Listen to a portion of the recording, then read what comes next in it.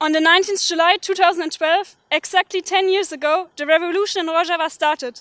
A revolution that gave hope to the people in Kurdistan and from there spread it all over the world. A revolution that on the basis of grassroots democracy, women's liberation and ecology gave answers to the multi-ethnic and multi-religious backgrounds in the Middle East and proposed an alternative besides the failing system of capitalism and nation states that is exploiting the planet and destroying the values of humanity. A revolution that from its very beginning was confronted with daily attacks and embargoes from all sides. Here we can find a light of democracy and a self-responsible and free life, a place of sisterhood of the people and stability for a region that was for centuries threatened by war and destruction and had become a playground of the Western power games. In the Rojava Revolution, the vanguard role and participation of women in all sectors of life and the self-defense, especially in times of war, became an historical role model. In the Rojava Revolution, women play a vanguard role, especially their participation in self-defense did not just shatter the patriarchal understanding that women can't protect themselves, but gave inspiration to women all over the world to fight for their liberation. During the revolution, women in Rojava built up women's justice councils, the co-chair system that guarantees women's participation in all political bodies, an autonomous women's economy, education structures, and own self-defense units that profit all of society.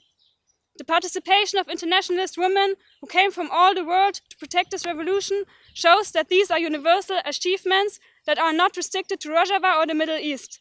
Here in Rojava, women found concrete methods of liberation, marking a big difference to former revolutions, and that are one of the main factors of victory. On this day, we commemorate the more than 11,000 martyrs and more than 20,000 war-disabled comrades who gave their blood and life in defense of this revolution and the world against Daesh. Internationalists from all over the world played a prominent role in this war, and they are numbered among those injured and those who fell shaheed.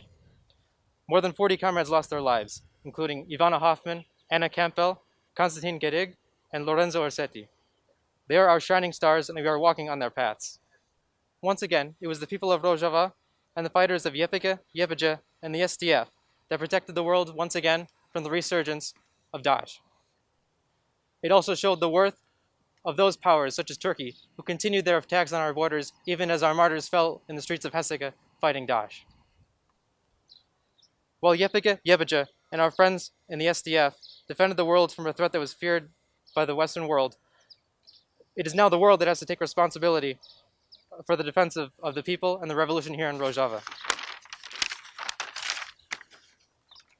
That is why each of us made our way to be part of this revolution.